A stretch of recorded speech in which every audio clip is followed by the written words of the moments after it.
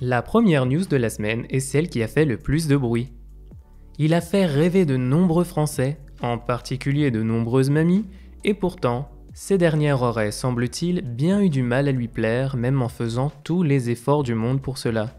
Christian Quesada, le plus célèbre des maîtres de midi de l'émission Les 12 coups de midi sur TF1, celui qu'on avait l'habitude de voir sur les plateaux télé retenir toute l'attention, s'est retrouvé derrière les barreaux en détention provisoire le 27 mars dernier. Nos confrères de RTL ont affirmé qu'il a été mis en examen et écroué pour détention et diffusion d'images pédopornographiques.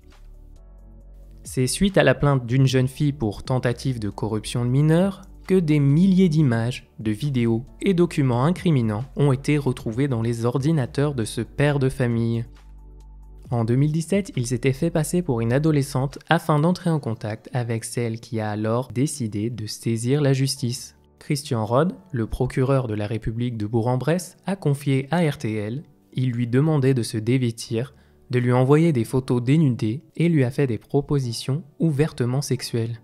BFM TV a ajouté que Christian Quesada aurait reconnu les faits reprochés lors de sa garde à vue, ajoutant toutefois n'être jamais passé à l'acte et n'avoir jamais commis d'agression. Les internautes n'ont pas hésité à commenter l'affaire.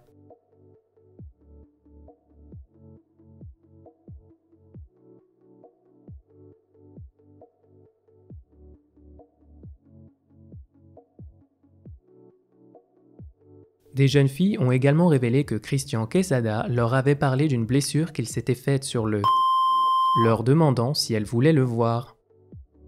Le Parisien a révélé que Christian Quesada avait déjà un casier judiciaire. Il aurait eu des comportements déviants envers des mineurs en 2001, 2003 et 2009, incluant l'exhibitionnisme.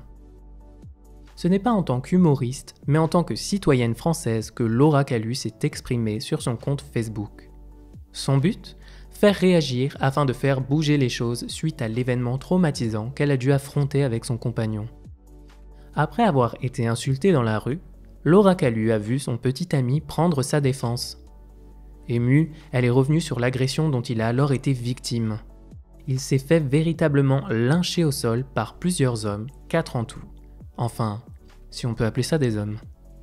Son compagnon a perdu ses dents de devant avec les racines, mais cela n'a pas stoppé les agresseurs qui ont continué à frapper l'homme en sang. Le calvaire ne s'est pas arrêté là pour la jeune femme et son compagnon.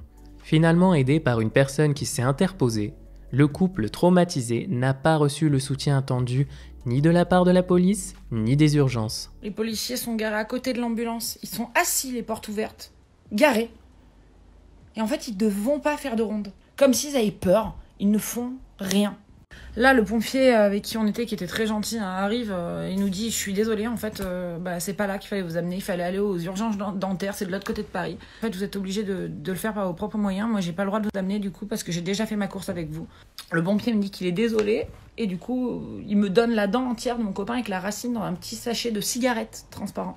Bref, mon mec sort et là on m'explique qu'en fait on lui a remis sa dent à l'arrache. D'ailleurs je le vois, on lui a remis sa dent entière mais à l'arrache, elle est beaucoup trop longue, il peut plus fermer la bouche. On décide d'amener Arthur dans d'autres urgences, on ressort sans radio, sans IRM. Rien. Ils lui ont juste donné de l'eau sucrée.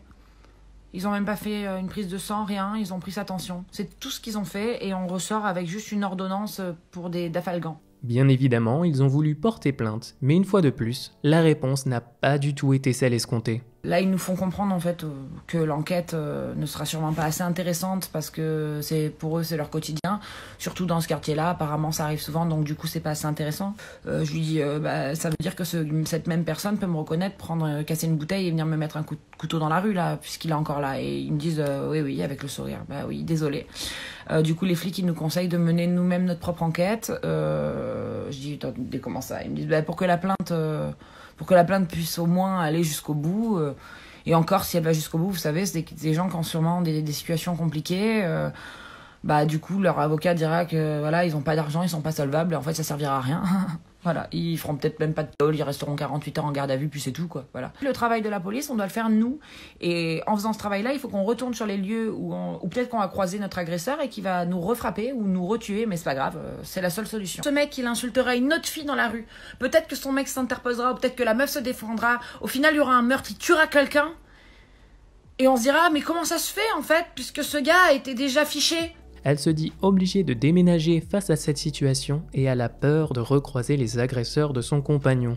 Révoltée, elle a lancé un appel au gouvernement demandant ce qu'elle devait faire pour se sentir enfin en sécurité. Qu'est-ce qu'il faut faire pour qu'on nous écoute, s'il vous plaît?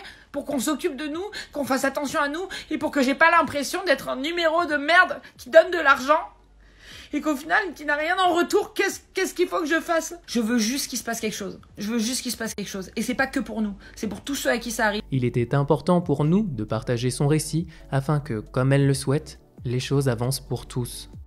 On attend vos commentaires sur ces deux affaires qui font grincer des dents.